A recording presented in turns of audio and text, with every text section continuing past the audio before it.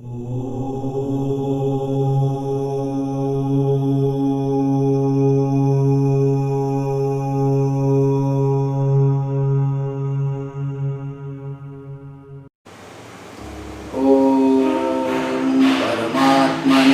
नमः।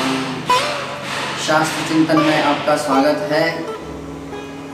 आज का चिंतन बिंदु है शाक्त सिद्धांत के अनुसार ध्यान योग। वैसे मैंने ध्यान योग को पहले बता दिया है। ध्यान का अर्थ होता है मन को वश में करना। हमारे कई साथियों ने हमसे पूछा है कि जब हम ध्यान लगाने बैठते हैं तो मन कहीं दूसरी जगह दौड़ करके चला जाता है। देवी जी का ध्यान करेंगे तो हाथ में गदा लेकर के हनुमान जी आ जाते हैं। हनुमान जी का ध्यान करेंगे तो भगवान शंकर आ जाते हैं। इसका केवल एक ही उत्तर है और वो ये है कि मन लगे या न लगे, आप लग जाएं। आप यदि दृढ़ता पूर्वक समग्र हृदय से आप यदि लग जाएंगे तो ये निश्चित है कि एक दिन मन अवश्य लग जाएगा। मन एक अबोध शिशु की तरह से है। जैसे आप उस माँ उस छोटे बच्चे को, शिशु को पकड़ने के लिए जाती है, खिलाने पिलाने नहलाने के लिए, तो वो बालक माँ से दूर भागता है, अटखेलियाँ खेलता है, दूर चला जाता है। पर वो बालक धीरे धीरे करके माँ के पास में आ ही जाता है। ऐसे ही मित्रों, आप यदि लग जाएंगे तो एक दिन ये निश्चित है कि आपका मन भी अवश्य लग जाएगा।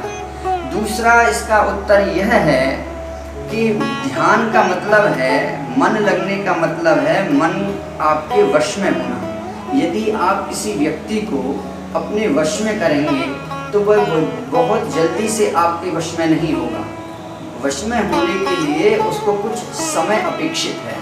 इसलिए मैं आप लोगों से ये निवेदन करता हूँ कि धीरे धीरे धीरे धीरे, इसमें दो बातें मुख्य हैं। एक तो सबसे पहले अभ्यास बहुत आवश्यक है, और नियमित अभ्यास, और थोड़ा विषयों का सेवन कम करें, ब्रह्मचर्य का पालन करें। तो ये ध्यान योग बड़ा वैज्ञानिक है। आज हम जिस ध्यान योग की चर्चा करने जा रहे हैं, ये एक ऐसा विज्ञान है, इसको प्राप्त करके व्यक्ति अपना जीवन लाभ प्राप्त कर लेता है। इस ध्यान योग के अनेक नाम हैं। इसी ध्यान योग को सहज योग के नाम से भी जानते हैं, राजयोग के नाम से भी जानते हैं, कुंडली जागरण के नाम से भी जानते हैं, शिव शक्ति का संयोग, शिव शक्ति का मिलन के नाम से भी जानते हैं, और भक्तों की भाषा में इसको भगवत साक्षात्कार के नाम से भी जानते हैं। आइए इन चक्रों का भेदन कैसे करें, इन चक्रों को समझें, इस ध्यान योग को समझें तो अवश्य ही मैं समझता हूँ कि ध्यान परमात्मा में लगेगा। प्रारंभिक स्थिति वही है, जितासनो जित श्वासो जित संगो जितेंद्रिय। जितासन में, पद्मासन में, सुखासन में बैठ जाएं। जित संगो जितेंद्रिय, आसक्ति को त्याग करके और अपनी इंद्रियों का नियंत्रण, नियमन करके ओम प्रणव का उच्चारण करें। और प्रणव का उच्चारण करके देखिए, जो आपका मेरुदंड है, इस मेरुदंड में नीचे से लेकर के और नारायण यहाँ तक 7 चक्र हैं। इनके क्रम से नाम भी हैं, इनके तत्व हैं। इनका यदि हम चिंतन करते हैं तो इनका चिंतन करने से उन चक्रों की जो जगह है, उनका जो नियत स्थान है, उसका अनुभव होने लगता है। और कुछ समय पश्चात उन चक्रों का भेदन या उन चक्रों का जागरण हो जाता है। अभी वो चक्र सुसुप्तावस्था में हैं, जब वो जागृत हो जाते हैं तो उसी को कुंडली का जागरण बोलते हैं। तो हमारा जो सबसे पहला जो चक्र है उसका नाम है मूलाधार। मूल का अर्थ होता है जड़, और आधार का मतलब होता है आश्रय। जो मूलाधार है, अर्थात इस शरीर का भी और इन सभी चक्रों का भी जो आधार है, उसको बोलते हैं मूलाधार। ये मूल सबसे पहला है और ये सबसे नीचे है।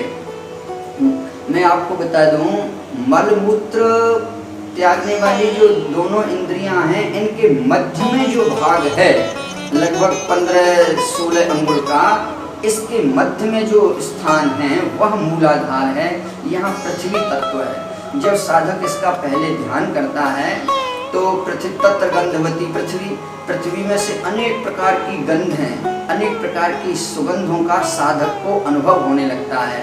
और पृथ्वी तत्व थोड़ा भारी है, इसलिए मूलाधार को जागृत करने में, इसको समझने में कुछ थोड़ा विलंब लगता है, इसलिए साधक को धैर्य धारण करने की आवश्यकता है।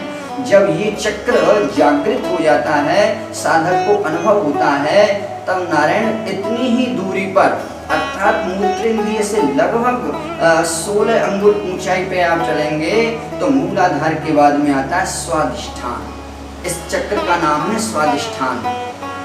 वहां मैंने पृथ्वी तत्व, तो यहाँ आपको ये जल तत्व है, इसको आनंद तत्व भी बोलते हैं। तो यहाँ उस आनंद तत्व का अनुभव किया जाता है।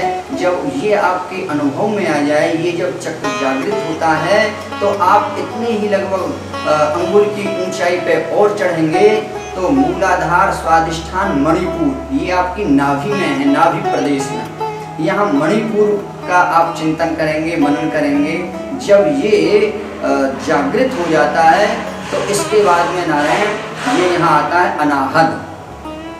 यहाँ दोनों स्तनों के बीच में छाती के वक्ष के मध्य में ये जो स्थान है ये अनाहद है।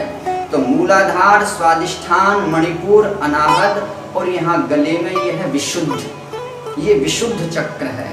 यहाँ क्रम से आप देखेंगे तो सबसे पहले पृथ्वी, फिर जल, फिर तेज, फिर वायु और ये आकाश, ये 5 तत्व हैं।